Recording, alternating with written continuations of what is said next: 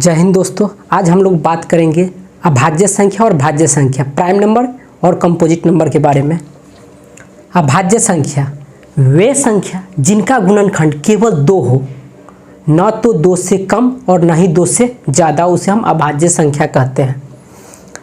जैसे 2 होगा, 3 होगा, 5 होगा, 7 होगा, उसके बाद क्या होगा, 11 होगा, 13 होगा, 17 होगा, 19 होगा, 23 होगा, 29 होगा, 31 होगा, 37 होगा, 41 होगा। ये सब क्या है? अभाज्य संख्या है। क्यों है?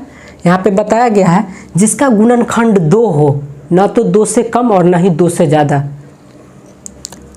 2 का कौन कौन गुणनखंड है? 1 है और नहीं तो 2 है। 3 का 1 है और 3 है। 3 1 से कटेगा, नहीं तो 3 से कटेगा। अगर हम 4 लिखते हैं तो 4 का कौन कौन गुणनखंड है? 1 है, 2 है और 4 है। 3 अंक से कट रहा है। यहाँ पे तो बोला गया है अभाज्य संख्या वह संख्या होगा जिसका गुणनखंड केवल 2 होगा, 2 से कम भी नहीं होना चाहिए। अगर हम यहाँ पे 1 ले लेते हैं अभाज्य संख्या में, तो 1 का कितना गुणनखंड है? केवल 1 ही है। 1 तो सिर्फ 1 ही से कटेगा ना, 2 से तो नहीं कटेगा, तो इसलिए यह अभाज्य संख्या नहीं है। हमें वो संख्या लेना है जिसका गुणनखंड केवल 2 हो। हम 37 लेते हैं। 37 का कितना गुणनखंड है? 1 है या 37 है, और किसी संख्या से कटेगा नहीं। 41 है, इसका कितना है? 1 है, नहीं तो 41 है। ये दो ही संख्या से कटेगा, तीसरा किसी संख्या से नहीं कटेगा, तो यह एक अभाज्य संख्या है। अगर हम यहाँ पे 6 लेते हैं तो 6 किस किस से कटेगा? कौन कौन से संख्या से कटेगा? 1 से कटेगा, 2 से कटेगा, 3 से कटेगा और किससे? 6 से कटेगा। यानी कि 4 गो ऐसा संख्या जिससे 6 कट जाएगा, तो यह एक अभाज्य संख्या नहीं है। पता चल गया क्यों नहीं है? क्योंकि हमें वो संख्या लेना है जिसका गुणनखंड, जिसका फैक्टर केवल 2 हो, नहीं 2 से न कम और नहीं 2 से ज़्यादा। तो यह वो संख्या है जिसका गुणनखंड केवल 2 है, न तो 2 से कम और न ही 2 से ज़्यादा, उसे हम अभाज्य संख्या कहेंगे। अभी हम लोग बात किए हैं अभाज्य संख्या वे संख्या होती है जिसका गुणनखंड यानी कि फैक्टर केवल 2 हो, न तो 2 से कम और न ही 2 से ज़्यादा। अगर आपसे पूछा जाए सबसे छोटा अभाज्य संख्या क्या होता है, तो सबसे छोटा संख्या अभाज्य संख्या 2 होता है, ये याद रखिएगा। अगर आपसे पूछा जाए सम अभाज्य संख्या कौन है, इसमें से सम क्या है? सिर्फ 2 है। 2 ऐसा एक अभाज्य संख्या है जो सम है, यानी कि इवन नंबर है। अगर आपसे पूछा जाए 1 से 50 तक कितने अभाज्य संख्या होता है, तो 15 होता है। कौन कौन होता है? 3 होता है, 5 होता है, 7 होता है, 11 होता है, 13 होता है, 17 होता है, 19 होता है, 23 होता है, 29 होता है, 31 होता है, 37 होता है, 41 होता है, 43 होता है, 47 होता है। ये सब क्या है? अभाज्य संख्या है। ये तो स्वयं से कटेगा, नहीं तो 1 से कटेगा, और तीसरा किसी अंक से नहीं कटेगा, उसे हम अभाज्य संख्या कहते हैं। कितना है? 15 है। 50 से 100 तक 10 है। 1 से 100 तक कितना हो जाएगा? 25। अभाज्य संख्या पता चल गया क्यों? 5 ऐसा संख्या है जो तो 1 ही से कटेगा, नहीं तो 5 से कटेगा। 7 1 से कटेगा, नहीं तो 7 से कटेगा, तीसरा किसी अंक से नहीं कटेगा। 11 1 से कटेगा, नहीं तो 11 से कटेगा। 13 1 से कटेगा, नहीं तो 13 से ही कटेगा। ये सब क्या है? इसीलिए अभाज्य संख्या है। इसका गुणनखंड यानी कि फैक्टर केवल 2 है। अब हम बात करते हैं सबसे छोटा विषम अभाज्य संख्या कौन है? सबसे छोटा विषम अभाज्य संख्या कौन है? 3 है, ये याद रखिएगा। सबसे छोटा सम अभाज्य संख्या 2 है और सबसे छोटा विषम अभाज्य संख्या 3 है। क्यों?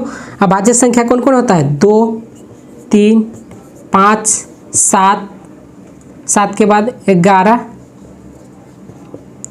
13, 17, ये सब क्या है? अभाज्य संख्या है।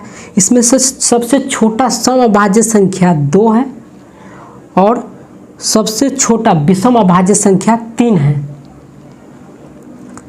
अब हम बात करते हैं भाज्य संख्या, कंपोजिट नंबर। अब हम बात करते हैं भाज्य संख्या यानी कि कंपोजिट नंबर। वे संख्या जिनका गुणनखंड 3 या 3 से ज़्यादा हो उसे हम भाज्य संख्या कहते हैं। जैसे होगा 4, 4 के बाद 6, 6 के बाद 8 होगा, 8 के बाद 9, 10, 12, 14, 15, 16, 18, 20, ये सब भाज्य संख्या क्यों है? यहाँ बोला है जिसका गुणनखंड यानी कि फैक्टर 3 होना चाहिए, 3 से कम नहीं होना चाहिए, कम से कम 3 होना चाहिए, उससे ज़्यादा होना चाहिए लेकिन कम से कम 3 होना चाहिए। अब बताइए 4, 4 किस किस अंक से कटेगा? 4 कटेगा 1 से, 2 से भी 4 कट जाएगा और 4 से भी कट जाएगा 4, यानी कि 3 अंक से 4 कट रहा है तो कम से कम तो 3 होना ही चाहिए। 14, 1 से कट रहा है, 7 से कट रहा है और 14 से भी कट जाएगा, यानी कि 3 अंक से कट रहा है। इससे ज़्यादा कटेगा कोई दिक्कत नहीं है लेकिन कम से कम 3 अंक से कटना चाहिए, उसे हम भाज्य संख्या कहेंगे।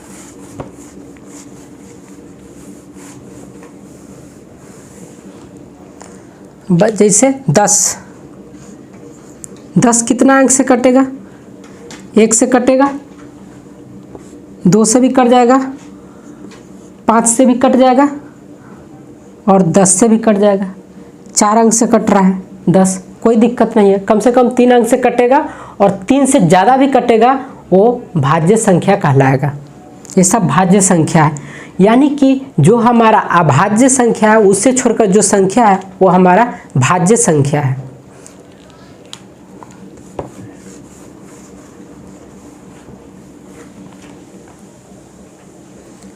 अब 12 क्या 1 से कटेगा, 2 से भी कट जाएगा, 3 से भी कट जाएगा, 6 से भी कट जाएगा और 12 से भी कटेगा, 4 से भी कटेगा 12, यानी कि 2, 4 तो 6 अंक से 12 कट रहा है, यह भाज्य संख्या है। समझे?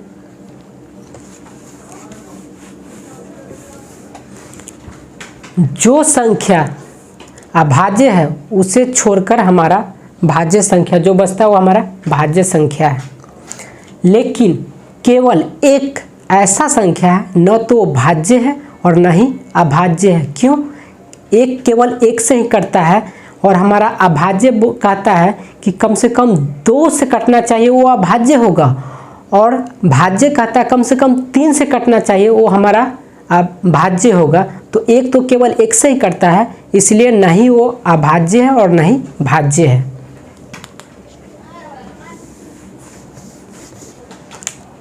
अभी हम लोग बात की है भाज्य संख्या उससे कहते हैं जिसका गुणनखंड कम से कम 3 होना चाहिए, 3 से कम नहीं होना चाहिए, उसे हम भाज्य संख्या कहते हैं। भाज्य संख्या के यौगिक संख्या ही बोला जाता है, संयुक्त संख्या ही बोला जाता है, इंग्लिश में कंपोजिट नंबर कहते हैं। अगर आपसे पूछा जाए सबसे छोटी सम भाज्य संख्या कौन हो, तो सबसे छोटी 4 है।